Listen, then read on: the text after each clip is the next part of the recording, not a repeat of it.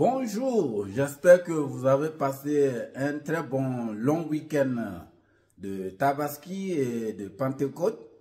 Donc pour ceux qui sont musulmans, j'espère que votre fête de Tabaski s'est bien passée. Et pour les chrétiens, j'espère que vous avez passé une bonne fête de Pentecôte. Et aujourd'hui, nous sommes déjà mercredi.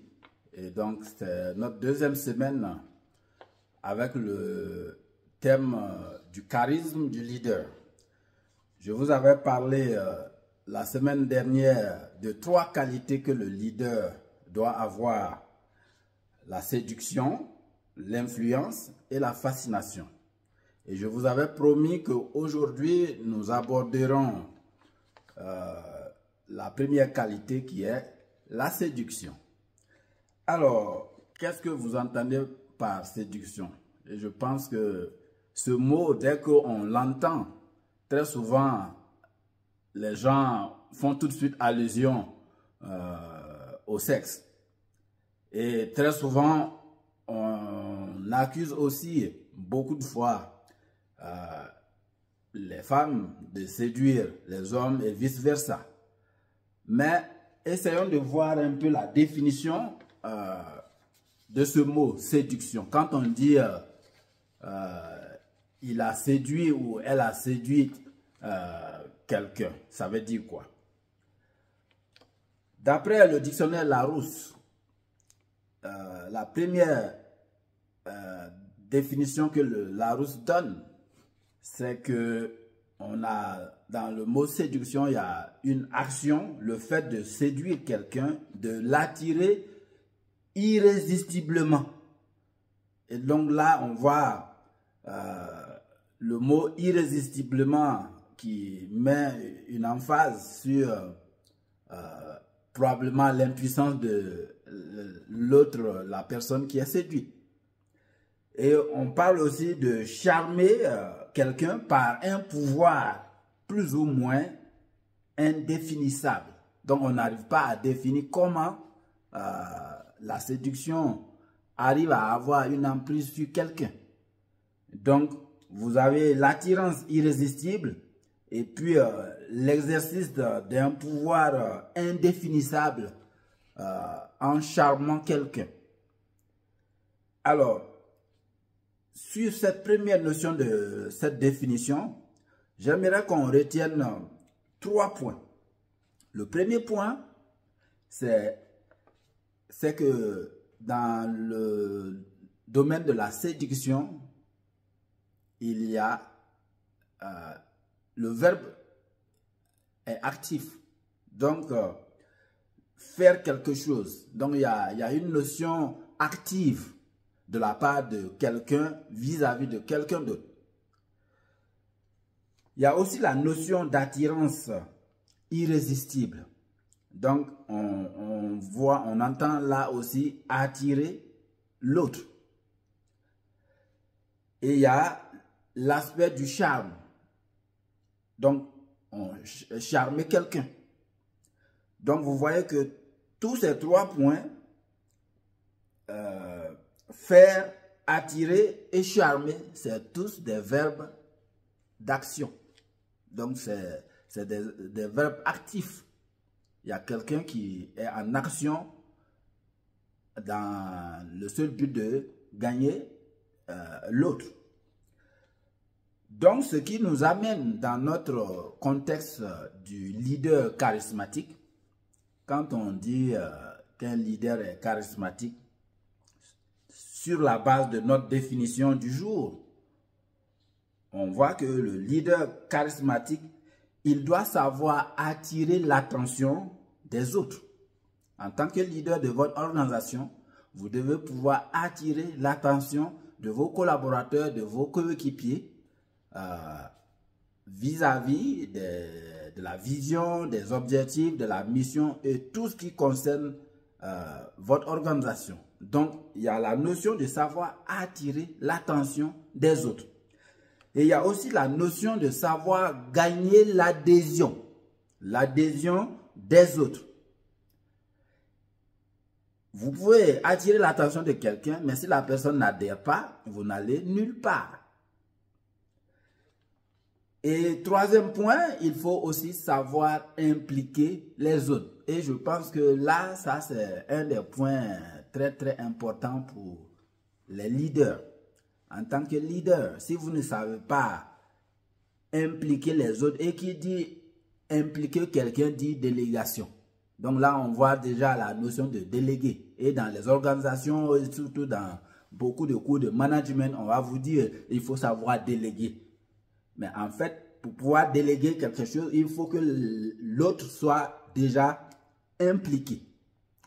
Et vous, en tant que leader, est-ce que vous arrivez, vous réussissez à impliquer les gens, à faire que les gens se sentent aussi concernés par votre vision, concernés par votre organisation ou concernés par votre mission? Ça, c'est un des points. Donc, quand on regarde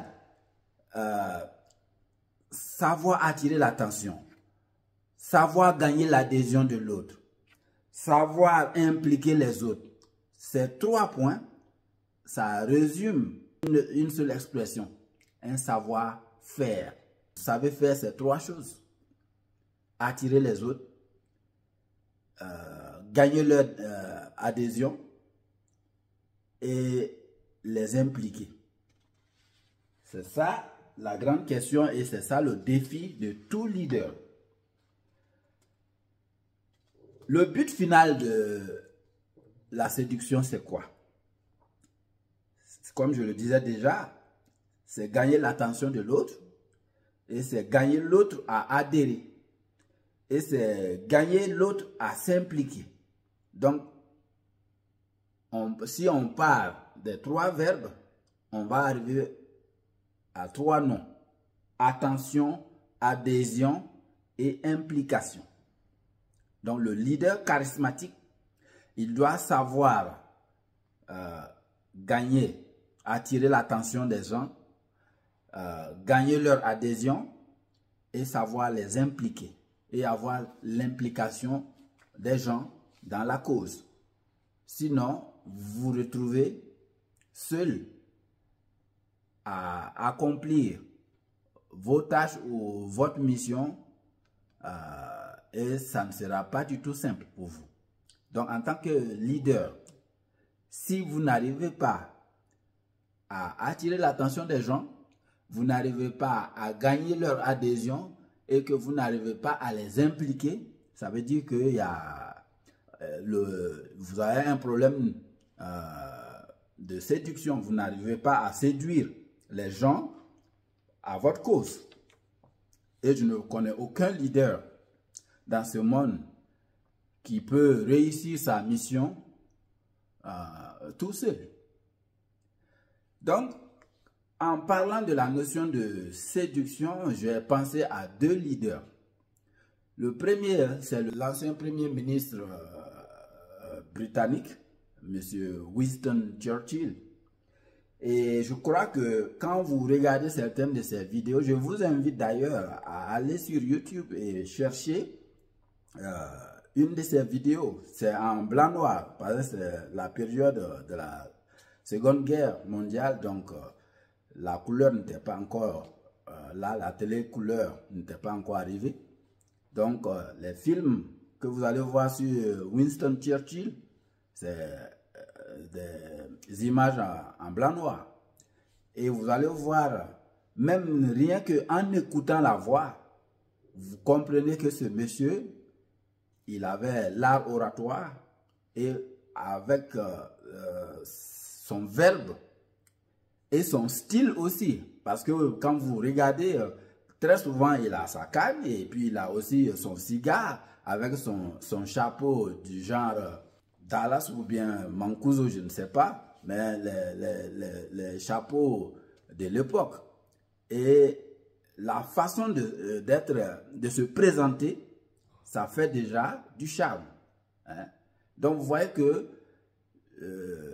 Winston Churchill, il a réussi à gagner le peuple britannique et le monde entier à sa cause parce que il avait ce charisme-là et il a réussi à séduire les gens à le suivre dans des conditions très très compliquées, en pleine guerre. Donc vous comprenez que la séduction n'est pas seulement quand tout est rose ou quand tout est romantique. Même en période très tendue, le leader est appelé à quand même garder cette qualité de la séduction parce que beaucoup de gens vont compter sur vous dans ces périodes. Beaucoup de gens vont vous regarder comment vous positionnez. Quelles sont vos valeurs en ce moment? Et c'est pendant ces périodes de crise que l'on voit réellement les valeurs que vous incarnez. Et quand vous entendez le slogan de M. Churchill, we shall fight, we shall never give in, ou never give up, hein? Nous allons résister. Ça, c'était son mot phare à l'époque. Et grâce à ce slogan, grâce à son discours éloquent, son verbe, il a réussi à séduire tout le peuple britannique et ils l'ont suivi. Deuxième personnage est des années 2000. Et je prends aussi un deuxième leader que je considère aussi charismatique, mais qui a aussi la qualité de la séduction. C'est l'ancien président américain, M. Barack Obama. Quand vous regardez toutes les vidéos de M. Barack Obama, observez comment le lien qu'il entretient avec son public. Hein? Sa façon d'être, sa façon de s'habiller, ses gestes, tout ça, ça compte. Et après sa première campagne électorale, quand il a gagné, le slogan de cette campagne, c'était quoi? Yes, we can. Et rien qu'avec cette rhétorique de Yes, we can, il a réussi à séduire toute la communauté noire américaine et toute la planète à sa cause. Et ce qui lui a valu la victoire de son premier mandat.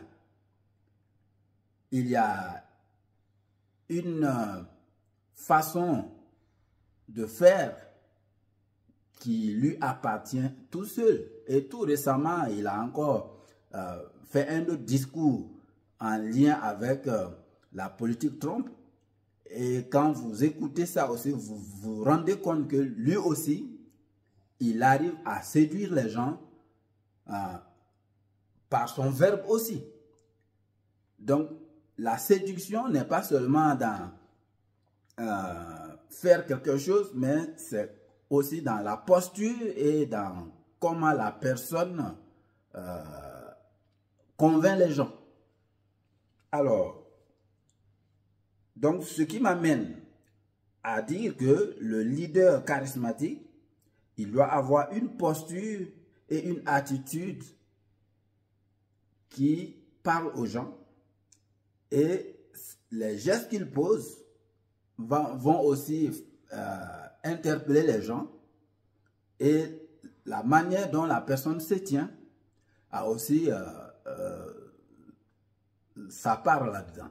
Donc, il y a la parole, le gestuel et la manière de se tenir. Ça, c'est des éléments qui relèvent du savoir-être. Donc, pour notre vidéo d'aujourd'hui, j'aimerais juste qu'on retienne deux choses du leader charismatique. La qualité de la séduction, ça repose sur deux éléments. Le savoir-faire et le savoir-être. Alors vous, en tant que leader, si vous estimez que vous êtes charismatique et que vous vous rendez compte que ces éléments-là, vous ne les avez pas, alors ça veut dire qu'il faut revoir votre façon de faire. Est-ce que vous arrivez à attirer l'attention des gens? Est-ce que vous arrivez à gagner leur adhésion? Est-ce que vous arrivez à faire que les gens s'impliquent dans vos activités? Si tel n'est pas le cas, alors ça veut dire qu'il y a quelque chose qui manque dans votre charisme. Alors il faut rallumer cette flamme, il faut rallumer la flamme de la séduction, pas dans le mauvais sens, parce qu'il faut aussi retenir qu'il y a beaucoup de gens qui utilisent la séduction à des mauvaises utilités. Et ça non plus, c'est pas bien. Par exemple, quand quelqu'un, les kidnappeurs, quelqu'un qui veut kidnapper un enfant, c'est très facile de prendre un bonbon et soudoyer l'enfant avec ça. Ça, c'est de la mauvaise séduction. Quand on prend par exemple les activités de la pêche, hein, je me rappelle quand j'étais gamin, j'aimais aller à la rivière et puis utiliser des appâts et mettre la ligne dans l'eau et les poissons, j'arrivais à attraper des poissons comme ça. Donc l'appât que je mets sur mon hameçon pour pêcher, mais c'est une forme de séduction. Seulement, je fais croire au poisson que c'est de la nourriture pour lui alors que je veux l'attraper pour aller le manger. Donc vous voyez que la séduction peut avoir le côté revers. Si votre séduction est utilisée pour le bien des gens, ça c'est ce que le leader doit rechercher. Mais si vous, en tant que leader, vous utilisez la séduction pour d'autres fins qui ne sont pas dans l'intérêt de l'organisation ou de vos collaborateurs, en ce moment, vous faites mauvais usage de votre séduction. Et ça dans ce cas, ce n'est plus une qualité, mais plutôt un défaut. Alors, sur ce, je vous souhaite une bonne semaine et j'espère que vous allez pouvoir utiliser la séduction comme une qualité pour le bien-être de vos collaborateurs, pour le bien-être de votre organisation. Merci et bonne journée.